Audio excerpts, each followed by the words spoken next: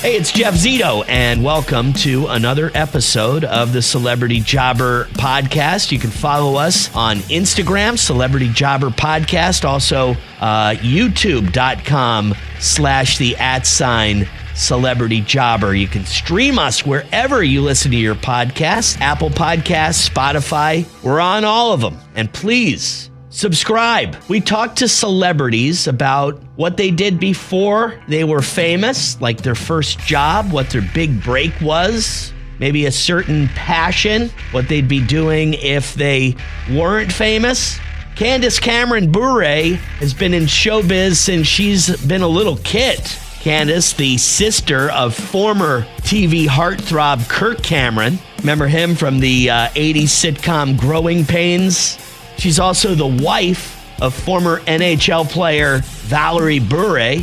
Candace became a star in the 1990s as she played the role of DJ Tanner on Full House. Who knows what she would have become if she didn't get the role of DJ Tanner? How did she get into the business at such a young age? Candace Cameron Bure is my guest this week on Celebrity Jobber. The Celebrity Jobber Podcast with Jeff Zito.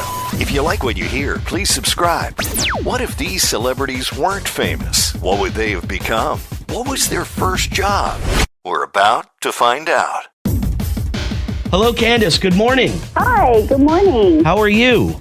I'm doing great. How is Val doing? Val's awesome. Awesome. Glad to hear. He's fantastic. We miss him. Definitely miss him out there, I'll tell you that much. Especially now it's this time of year, you know? I know. I'm sure you don't feel the same way, right? Well, gosh, I would love to see him on the ice again, but I don't miss like the worry and anxiety during playoffs and wondering like how much longer the season is and when are we going to get to go on vacation. Right. And all the travel and not being around is, a lot too. So I get it. Yeah. I get it. So listen, I'm so excited to talk to you because first of all, I know that you have a new project, Unsung Heroes, and I want to get to that and talk about that at length. But if you wouldn't mind telling me a little bit about how you got into the business at such an early age. You were such a young kid. Yeah, I was 5 when I started doing commercials, and it was a little bit of a fluky thing in that I was born and raised in Los Angeles. And so my mom had a friend and she had her kids in the business and she was like, oh, let me take your kid's picture to my agent. And the agent said, sure, I'll see them, I'll audition them. And my mom basically said, do you want to try being in commercials? Or you can take soccer, or you can take tap and ballet, or, just some extracurricular activity. Right. And I was like, sure, we'll try commercials. And that's how it started. Wow. That was it. And yeah, I mean, it was, I was just watching this a few days ago. You're going to probably laugh, but do you remember the big line that you had when they told you to shut up in Some Kind of Wonderful? Oh my gosh, no. It's my pleasure. You remember that? That's funny.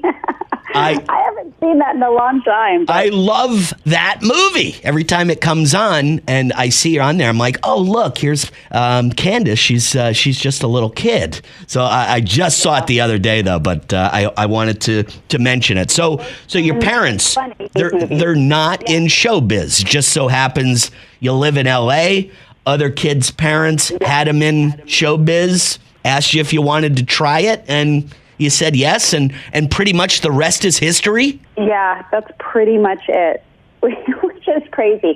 But, I have 2 older sisters and an older brother, and my brother's in the business too. Yes, I know. Not as much in the business, but when he was younger. But my sisters also tried it, and my one sister, Melissa, just didn't like it, didn't want to be in it, So we all have the option, and I really liked it. And I started working right away doing commercials. So I was like, okay, I guess this is what I'm going to do. So it's so funny, Candace, because a lot of young girls, their first job would be something like babysitting or working at the mall. What was your first job? My first job was a commercial for an insurance company.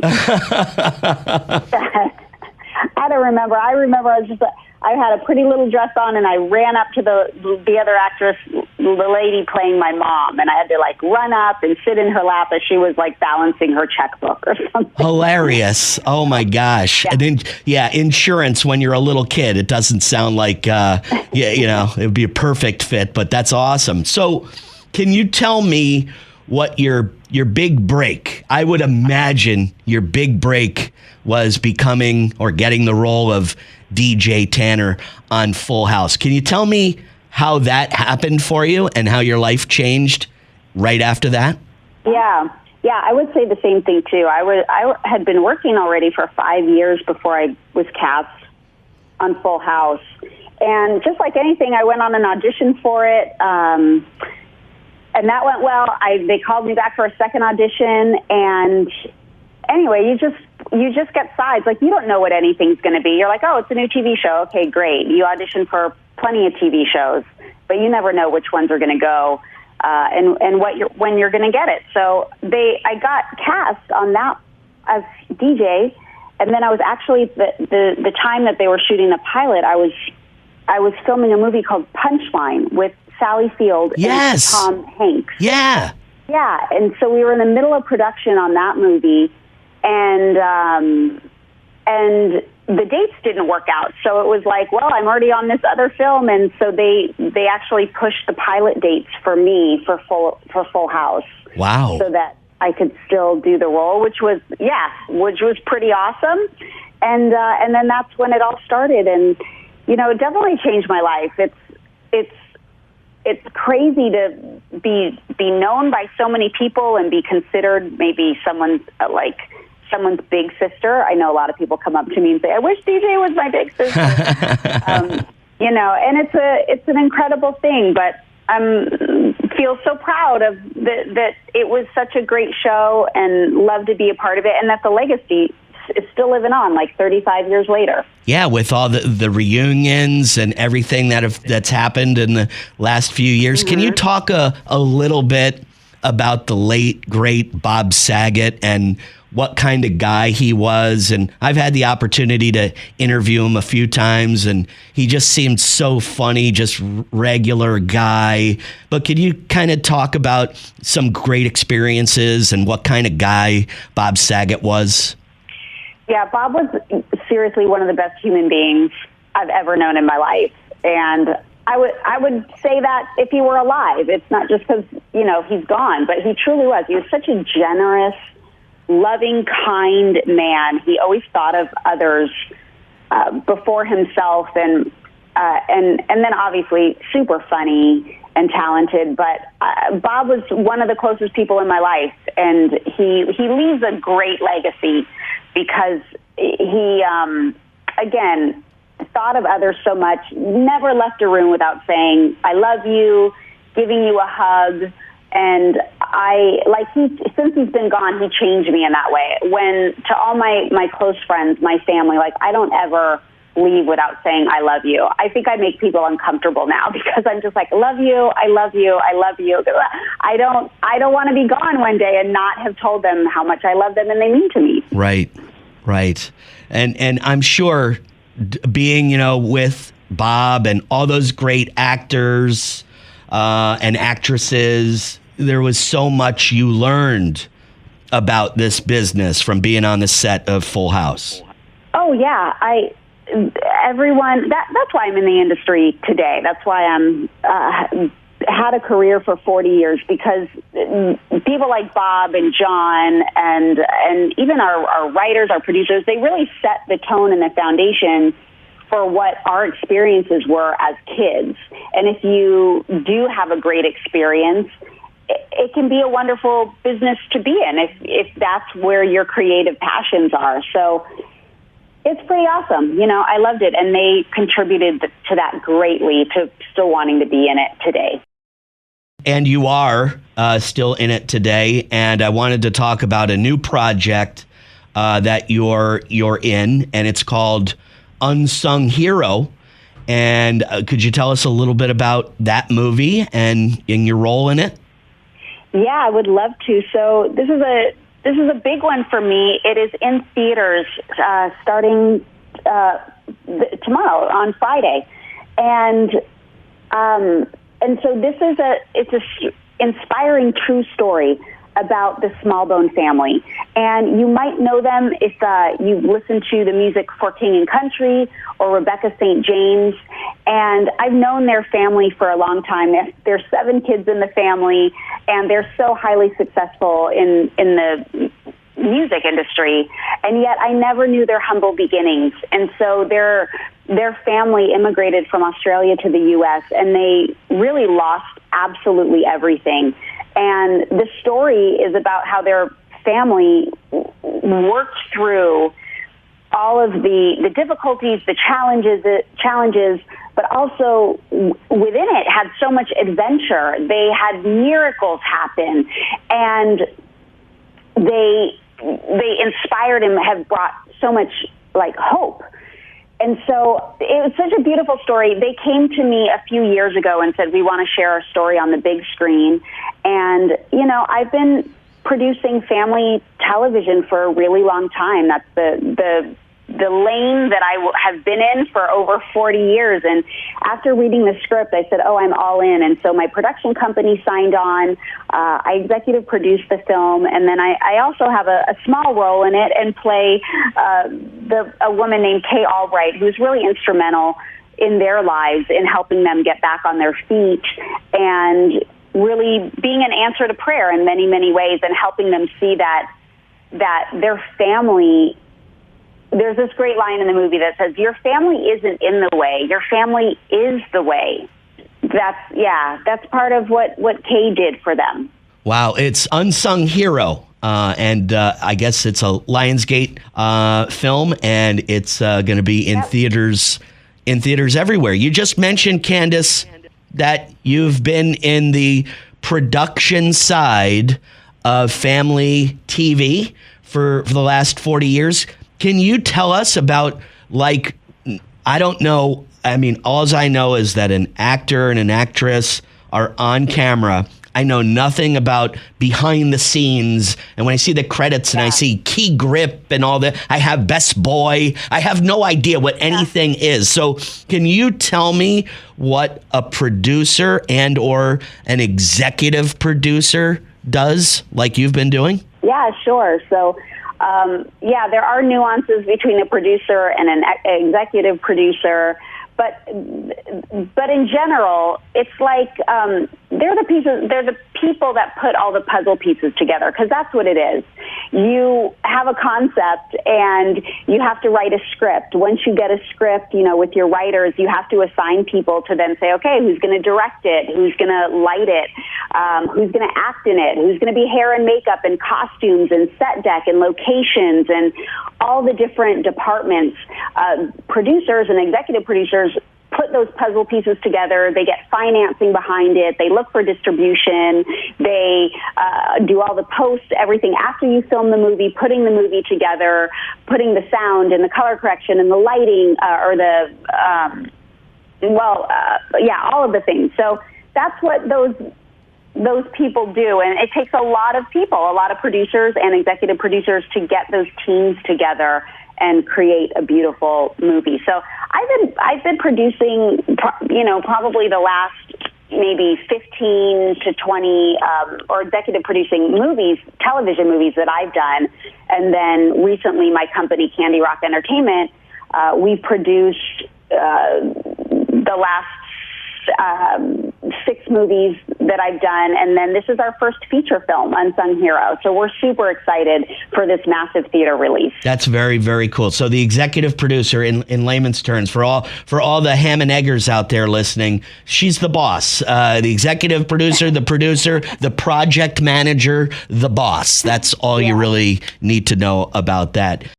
Candace, so great talking to you. How's your brother doing? How's Kirk doing? Kirk is great. He's doing really well. He's all over the place doing all of his things. He travels a lot, but he's wonderful. And your family stay close? We're not physically close because we're all spread out all over the country, but we are very, very close emotionally and spiritually, and all the other things. Right. Have you ever thought about this, because you guys have been doing this your whole life and it's been part of you and your brother's entire life? Do you ever sit back and wonder or just kind of just zone out and say, like, man, I wonder what I would be doing if I wasn't in showbiz? Is there any type of thing that something else that you're passionate about that you could see making a career out of if it wasn't for showbiz? Yeah, it is pretty wild. I do think about that often. Like, if I wasn't born and raised in LA, what would I have done? And I think my answer is I probably would have been in fashion. Really? I love that industry. I have my own clothing line. So, but I don't know. I kind of feel like I probably would have made my way into entertainment at some point. I'm a storyteller at heart. Right. And your parents, what type of business were they in? So my dad was a public middle school teacher for over 35 years. He taught math and physical education. And my mom, for the better part of our youth, was a stay-at-home mom and raised us. And then she eventually became a talent agent. Wow. Because she learned so much managing us kids in the business. A very cool story. And again, thanks so much for talking to me. Unsung Hero. It's in theaters everywhere. And Candace Cameron Bure, our guest here on Celebrity Jobber. Man, great talking to you. Again, tell Val he's got a fan that says hello. And best of luck to you. Thanks so much. Thanks so much. So if you grew up in Los Angeles, I guess instead of taking dance class or singing lessons or maybe playing softball, kids went to acting classes and went into commercials and went on auditions. I guess that's kind of how it happens in LA. So that's what happened with Candace. Her brother and her sister were also in the business. Of course, Kirk Cameron, big teen idol back in the 80s on the show Growing Pains. And then Candace came, a little later on with her big show, Full House. How crazy is that? Brother and sister both have these humongous TV shows, just a few years apart from the other one. I thought that's pretty amazing, to be honest with you. Just regular parents, not in showbiz. Candace's first job was an insurance commercial when she was like 5 years old. Not to mention her big break was getting the role of Full House. And I really loved how she talked to me a little bit about, growing up on that set and what she learned. And of course, she talked about the late, great Bob Saget, which I thought was pretty cool. But, with growing up on that set really taught her a lot about producing family TV, as she said. And she's had a career doing that for almost 40 years. I think it's kind of incredible. So leads us to her latest venture, Unsung Hero, new movie out in theaters everywhere. Candace has a role in the movie and is also the executive producer. So that's kind of what she's doing these days. And she said if she wasn't in showbiz, if this never happened, she was never DJ Tanner on Full House, she thinks she probably would have gotten into fashion. So I thought that was pretty interesting coming from Candace as well. Great guest, Candace Cameron Bure.